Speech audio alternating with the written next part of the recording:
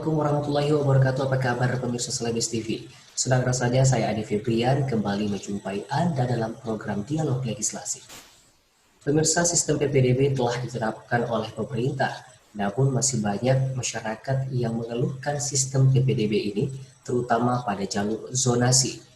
Lantas, bagaimanakah nasib siswa yang tak bisa masuk di sekolah negeri? Hal itu kita akan bahas bersama dengan Bapak Abdul Wahab Tahir, Ketua Komisi di Bidang Pendidikan DPRD Makassar, dan juga ada Bapak Adi Suryadi Chula, Ketua Dewan Pendidikan Sulsel, dan juga ada Ibu Amalia Malik Hambali, PLT Kadis Pendidikan Kota Makassar.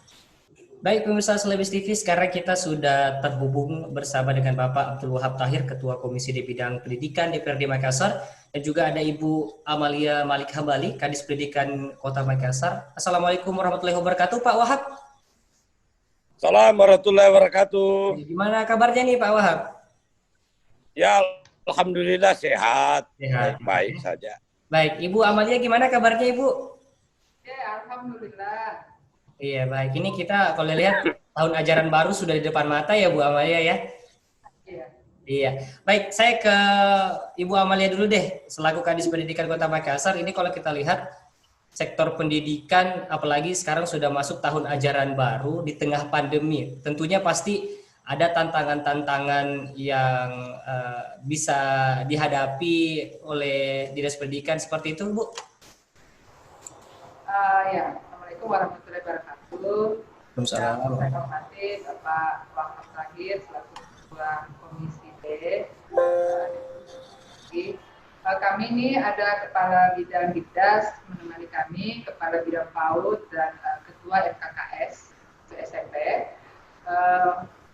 Untuk pembelajaran tahun ajaran 2020-2021 memang masih banyak sekali tantangan-tantangan yang harus kita hadapi terkait dengan pembelajaran jarak jauh yang sekiranya memang akan dilaksanakan pembelajaran ini di rumah gitu, untuk sampai dengan akhir tahun. Walaupun kita ketahui bersama bahwa sudah ada surat edaran dari 4 menteri, yaitu Menteri Kesehatan, Menteri Pendidikan, Menteri Dalam Negeri, dan Menteri Agama mengatakan bahwa pembelajaran yang dilakukan di sekolah dapat dilakukan di sekolah apabila daerah kita mengalami zona hijau.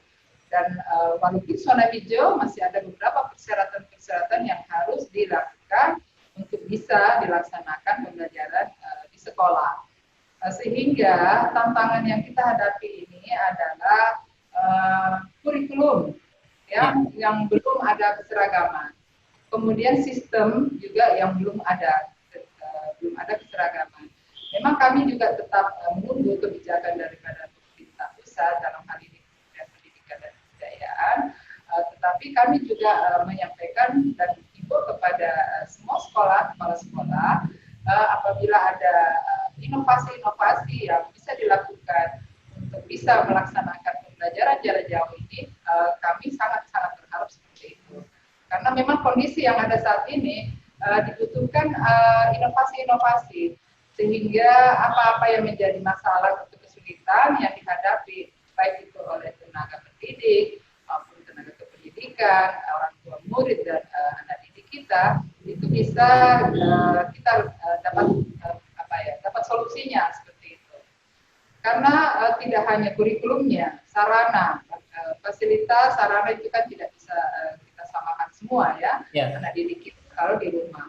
Memang cenderung anak-anak kita sekarang ini menganggap bahwa dia tidak bersekolah. Walaupun dari kemarin ini sudah 4 bulan dilaksanakan sistem pembelajaran jarak jauh, bahkan di TPRI sudah ada, tetapi masih banyak sekali kendala-kendala yang dihadapi. Guru juga pun merasa bahwa dia tidak melaksanakan tugasnya, walaupun itu tetap seperti itu ya, tetap melaksanakan dan mengikuti kurikulum yang ada. Kita memang berharap hasil diskusi kita bersama dengan seluruh stakeholder dunia pendidikan, kita bisa mendapatkan satu model atau kurikulum yang bisa kita terapkan bersama dalam keadaan pandemi seperti ini. Mungkin itu dulu. Tadi kita sudah mendengar ada beberapa kendala yang Ibu sebutkan. Ini kalau itu dari siswa seperti itu. Tapi kalau dari tenaga pengajar sendiri, apakah ada kendala-kendala seperti, kan kita sekarang sudah masuk di era virtual seperti itu, dan apakah memang dari tenaga pengajar ini sempat mengeluhkan hal-hal terkait dari digitalisasi tersebut, Ibu? Ya, terus terang juga memang masih banyak kendala yang bisa yang dialami oleh sekolah-sekolah. Tentunya kan tidak semua juga mungkin guru-guru kita ini bisa sangat paham terhadap teknologi ya, teknologi IT seperti ini. Karena penerapannya selama ini memang kita lebih fokus kepada pemberian pembelajaran secara tak langsung ya, iya seperti itu. Sehingga kalau dikatakan memang kita nggak siap seperti itu ya. 4 bulan ini dilaksanakan masih sangat banyak masalah-masalah yang terjadi. Tapi kan tidak berarti kita harus berhenti ya. Kita memulai lagi masuk ajaran baru ini, memang kita masih mencari model atau pola apa yang memang praktis ya, dan bisa memberikan model kurikulum pembelajaran yang bisa diterima oleh anak-anak didik kita. Demikian pula juga dengan guru-guru memang masih agak susah. Komplain terhadap orang tua juga yang harus mendampingi, bahkan sarananya yang paling berat itu adalah apabila salah satu fasilitas yang harus digunakan untuk pembelajaran ini harus digunakan oleh mungkin lebih dari satu anak dalam satu rumah. Nah, itu yang menjadi masalah. Kita mencoba mencari apakah nanti modelnya bisa ada sistem teknologi yang bisa digunakan. Contohnya mungkin guru-guru tetap ada di sekolah melakukan pembelajaran lewat televisi yang bisa diterima oleh anak didik kita walaupun mereka di rumah. Di rumah mungkin diadakan satu kelompok, ada satu tempat yang tersedia wifi-nya, yang tersedia televisinya, yang mungkin bisa tetap dengan memperhatikan protokol kesehatan. Dalam arti mungkin satu kelompok itu cukup 5 anak berkelompok, tetapi sepertinya satu kelas. Nah, itu masih sementara kajian-kajian juga sama kita. Kita juga belum mendapatkan seperti itu. Karena segala keterbatasan lah. Iya, dari semua sekolah yang harus kita lakukan seperti itu juga pasti masih banyak kendala yang bisa kita lakukan. Mungkin apakah ini bisa disesuaikan model kalau kita dari pemerintah ya, dari dinas sendiri, apakah ini nantinya dari Dewan bisa memberikan penyesuaian dalam arti pembuatan RKA kita, rencana kerja kita, itu bisa disesuaikan dengan kebutuhan-kebutuhan yang memang dibutuhkan untuk pembelajaran sistem daring seperti ini. Ini Pak Wahab, tadi kita sudah mendengar sama-sama penjelasan dari Ibu Amalia terkait dengan bagaimana sistem pendidikan di tengah pandemi ini. Nah, kalau dari tanggapan Bapak sendiri selaku Ketua Komisi di bidang pendidikan melihat fenomena saat ini, kita masih berada dalam status pandemi tapi tahun ajaran baru ini sudah di depan mata. Jadi kira-kira kiat-kiat apa yang bisa Bapak sampaikan agar sektor pendidikan ini masih tetap bisa berjalan dengan normal walaupun ada batasan-batasan di dalamnya yang harus kita jalankan. Seperti itu Pak Wahab, silakan. Saya pikir seluruh aktivitas di Makassar ini harus terkoordinasi dengan baik dengan tim gugus percepatan penanganan COVID-19, termasuk Dinas Pendidikan. Soal pilihan, kita masih bersepakat dengan Dinas Pendidikan untuk melakukan pendidikan sistem jarak jauh atau daring tadi. Soal tatap muka, kita akan lihat regulasi apakah memungkinkan Makassar ini untuk melakukan sekolah tatap muka atau tidak. Tetapi faktanya per hari ini bahwa orang yang terpapar secara positif terpapar COVID-19 itu masih sangat tinggi, sehingga Komisi D masih merekomendasikan kepada Dinas Pendidikan untuk melakukan sistem pendidikan jarak jauh tadi atau daring tadi, karena kita tidak menginginkan ada klaster baru, itu adalah klaster sekolah, karena sekali lagi prinsipnya adalah keselamatan jiwa anak didik kita di atas segala-galanya. Berangkat dari prinsip seperti itulah kemudian kita membangun komunikasi dengan seluruh stakeholder yang ada termasuk Dinas Pendidikan, sebagai pelaksana daripada kegiatan-kegiatan di dinas pendidikan tadi. Seperti itu. Jadi pilihan kita masih pilihan sistem jarak jauh atau daring tadi. Kecuali ada rekomendasi dari tim gugus percepatan penanganan COVID-19 Kota Makassar yang menyatakan dimungkinkan untuk melakukan tatap muka, ya silahkan saja. Tapi sekali lagi saya katakan, kebijakan soal anak didik kita ini harus betul-betul memperhatikan segala aspek. Keputusannya juga tidak bisa terburu-buru, emosional. Harus betul-betul objektif dan menggunakan semua parameter yang ada sehingga kemudian apabila terjadi hal darurat, kita sudah siapkan opsi-opsi untuk menghadapi keadaan-keadaan darurat tadi. Kami percayalah dinas pendidikan itu sebagai salah satu dinas yang bekerja untuk peradaban manusia, tentunya akan bekerja juga dengan memperhitungkan pertimbangan-pertimbangan keadaan sekitar kita, diantaranya kasus pandemik. Kita Makassar sekarang ini bukan hanya pandemi COVID-19 yang kita hadapi, termasuk salah satu penyakit yang mewabah itu adalah DBD. Itu juga kita akan waspadai. Oleh karena itu, nanti kita akan fasilitasi pertemuan dinas pendidikan dengan dinas kesehatan untuk melakukan penyemprotan seluruh sekolah yang ada di Kota Makassar apabila disepakati dilakukan sekolah sistem tatap muka. Tetapi sekarang ini karena belum disepakati tatap muka, lebih pada daring, maka nantilah kita akan pikirkan langkah-langkah taktis selanjutnya. Seperti itu. Baik, ini sudah terhubung juga ini Bapak Adi Suryadi Cula. Gimana Pak? Halo? Ya, halo, Assalamualaikum. Ya, baik Pak. Ini tadi kita sudah berbicara panjang nih Pak Adi ya mengenai pendidikan di tengah pandemi ini. Nah, kalau kita melihat banyaknya keluhan dari mungkin orang tua siswa yang memerlukan sarana prasarana belajar daring ini, tapi melihat kondisi Makassar saat ini masih dalam status pandemi ini, tanggapan Pak Adi sendiri seperti apa Pak? Ya kan sebenarnya sudah ada standar operasional prosedur ya. Juga sudah ada regulasi yang mengatur ya ketetapan mengenai penyelenggaraan pendidikan di tengah pandemi. Jadi dalam situasi COVID ya itu kebijakan yang diambil itu adalah belajar daring, belajar secara online. Jadi saya kira yang perlu tegaskan itu adalah bahwa ada dua standar operasional prosedur yang harus ditegakkan. Pertama, standar operasional prosedur yang berkaitan dengan pengelolaan pendidikan. Nah, itu ada sistem daring dan berbagai macam syarat-syarat ya, yang sebenarnya kalau kita mau menyebut itu protokol, ya ada juga protokol pendidikan itu.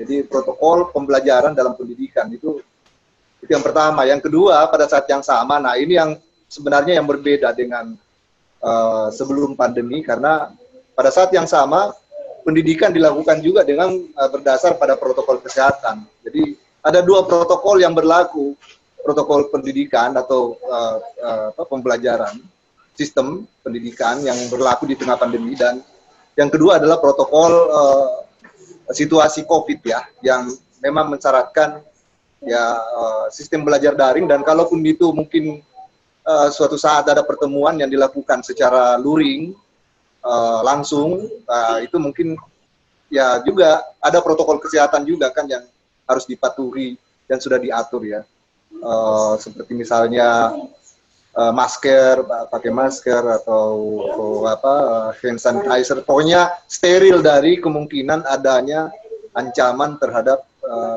keselamatan ya, dari segi ancaman pandemi. Nah, itu saya kira yang saya ingin tegaskan. Jadi ini sebenarnya sudah ada aturan yang menurut saya persoalan yang dihadapi itu adalah persoalan perilaku. Nah, itu saja. Cuma ya kalau misalnya terjadi proses di mana pembelajaran berlangsung di luar daring atau luring, ya itu ada masalah disiplin di situ. Itu soal perilaku. Nah, itu saya kira. Maaf saya tidak ikuti dari awal ini, tapi itu jawaban saya dulu. Ya baik, terima kasih Pak Adi. Saya kembali ke Ibu Amalia selaku Kadis Pendidikan Kota Makassar. Ini kalau kita melihat PPDB ini kan sudah berlangsung nih Bu ya, udah tahun ajaran baru sudah di depan mata. Ini prosesnya sudah daftar online. Apakah nanti verifikasi datanya harus datang ke sekolah lagi kah, atau memang semuanya dilakukan via online saja Bu? Silakan. Kalau untuk pelaksanaan PPDB di Kota Makassar itu akan dimulai besok. Besok baru dimulai dari tanggal 1 sampai dengan tanggal 3 itu adalah jalur nonsonasi. Kemudian tanggal 4-nya pengumuman, tanggal 5 itu daftar ulang. Untuk pendaftaran ulang itu semuanya dilaksanakan secara daring. Jadi nanti pada saat pengumuman lulus itu di tanggal 5 itu mereka tinggal mengklik namanya lapor diri. Itu tinggal diklik, berarti dia sudah melakukan pendaftaran ulang. Karena dokumen-dokumen itu kan sudah ada, dia sudah unggah. Sehingga pada saat pendaftaran ulang itu dia tinggal mengklik saja lapor diri, selesai, kita sudah anggap dia sudah melakukan pendaftaran. Berarti memang semuanya ini via online ya Bu ya?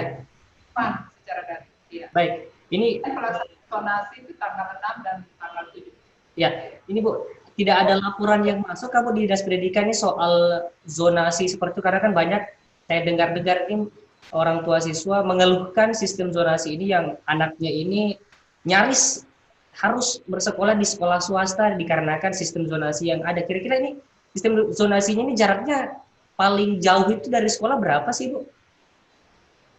Ya, kalau sebenarnya ini kan sistem zonasi sudah dilaksanakan 4 tahun. Iya, sudah 2014 ya sebenarnya sistem zonasi. Cuman untuk tahun ini memang berbeda dengan tahun-tahun kemarin karena memang kita melakukan full secara daring. Jadi semuanya itu harus diunggah lewat aplikasi. Iya, seperti itu. Baik, untuk ditanya Bu, untuk kuota zonasinya apakah ada persamaan atau perbedaan gitu? Ya, kalau kita berbicara tentang zonasi, pelaksanaannya memang kita lebih kotanya itu memang besar, cukup besar, ya. Tetapi untuk mengcover itu kan tidak mungkin. Yeah. Kita punya sekolah SD negeri itu 314. Berarti untuk mengcover semua yang tamat di 314 sekolah negeri tidak akan mungkin karena SMP kita hanya 55 SMP kita. Jadi memang tidak akan mungkin tercover. Dengan sistem zonasi ini memang aturannya ya sesuai dengan radius rumah ya, artinya jarak rumah dengan sekolah. Tetapi ada jalur non zonasi yang bisa diberikan kepada calon peserta didik, yaitu jalur prestasi. Jalur prestasi itu kita berikan apresiasi kepada didik kita untuk bisa memilih sekolah yang diinginkan. Jadi dia tidak mengenal jarak, ya, untuk jalur prestasi. Gitu. Ya. Baik, terima kasih Ibu Amalia. Saya ke Bapak Wahab Tahir. Gimana Pak, masih terhubung Pak? Ya, Pak Wahab, ini tadi kita baru saja membahas seputar sistem zonasi yang ada dan memang banyak sekali orang tua ini yang mengeluhkan proses pendaftaran zonasi ini yang memang anaknya tidak bisa masuk di sekolah negeri dikarenakan jarak rumah yang cukup jauh seperti itu. Padahal dari segi kuota yang disediakan di sekolah negeri itu memang zonasilah yang paling banyak begitu. Jadi menghadapi masalah seperti ini kira-kira bagaimana tanggapannya Pak Wahab? Pertama saya tegaskan kalau soal teknis kita serahkan ke Dinas Pendidikan ya. Untuk mengelola secara teknis, secara baik, dan kemudian pelayanan itu tidak boleh kemudian ada orang yang warga negara Republik ini, warga negara penduduk Kota Makassar, kemudian ada yang tidak mendapatkan pelayanan yang sempurna dari Dinas Pendidikan. Soal kebijakan zonasi dan lain sebagainya itu kan breakdown daripada perintah Permendikbud itu tadi. Secara teknis kita serahkan ke Dinas Pendidikan. Tetapi mohon maaf kepada seluruh rakyat Kota Makassar, laporan Dinas Pendidikan, kuota kita terbatas, ruang kelas kita terbatas. Oleh karena itu kita mewanti-wanti kepada seluruh orang tua untuk memanfaatkan kebijakan soal regrouping. Ada sekolah-sekolah regrouping yang dibuat oleh Dinas Pendidikan. Silakan mendaftar juga di sekolah-sekolah regrouping. Karena sekolah itu adalah sekolah negeri juga. Sehingga kemudian tidak menumpuk pada satu SMP. Kita berharap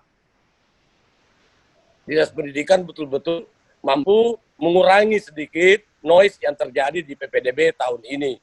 Karena resistensi muncul itu karena kebijakan yang diambil yang kemudian tidak melihat ketersediaan ruangan.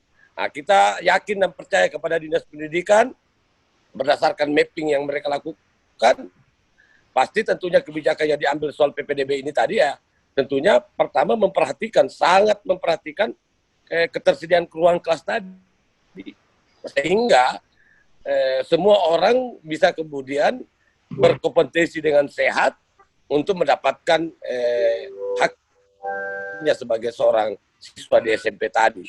Sekali lagi saya jelaskan, saya tekankan, tolong masalah-masalah yang ada di daerah lain seperti di DKI itu tidak terjadi di Kota Makassar. Kami tidak mencampuri hal teknis, tetapi kami akan melakukan pengawasan ketat, sangat ketat dalam PPDB kali ini. Tetapi dalam soal teknis, kita serahkan sepenuhnya kepada mitra kami Dinas Pendidikan untuk bekerja dengan penuh dedikasi dan tanggung jawab. Posisi kami, posisi dalam rangka pengawasan, tidak dalam rangka melakukan intervensi soal-soal kewenangan teknis kepada Dinas Pendidikan. Kalaupun ada nanti yang coba-coba melakukan itu, silahkan laporkan ke Komisi D, nanti kemudian Komisi D akan mengeringkan petisi terhadap orang atau pejabat atau badan hukum yang berani melakukan intervensi atau intercept langsung soal PPDB tadi. Ini prinsipnya dibangun dalam rangka memberikan rasa perlindungan dan hak yang sama kepada seluruh calon siswa SD, SMP di Kota Makassar. Kami sudah mendapat informasi ada klaster SMP, SD yang betul-betul menjadi idola. Sehingga dikhawatirkan, diasumsikan akan terjadi kolusi, korupsi, nepotisme di sekolah-sekolah tadi. Oleh karena itu, kami tidak mencampuri teknis, tapi kami mengingatkan Dinas Pendidikan, silahkan bekerja dengan penuh tanggung jawab, berdedikasi, dan memiliki integritas yang tinggi. Dan meminta kepada seluruh jajaran kepala sekolah, panitia PPDB di sekolah masing-masing, untuk tidak menambah ruang kelas baru dengan berbagai macam alasan tanpa melalui koordinasi dengan Dinas Pendidikan. Karena kejadian-kejadian tahun lalu, potensi kolusi, korupsi, dan nepotisme dalam penambahan kelas baru itu sangat besar. Dan kami di Komisi D sudah melihat salah satu sumber masalah itu adalah di situ. Oleh karena itu, kami mendorong kepada Dinas Pendidikan, silahkan bekerja, posisi kami kerja mereka. Baik pemirsa, jangan kemana-mana dulu, usai jeda kami akan melanjutkan perbincangan kita, tetaplah bersama kami.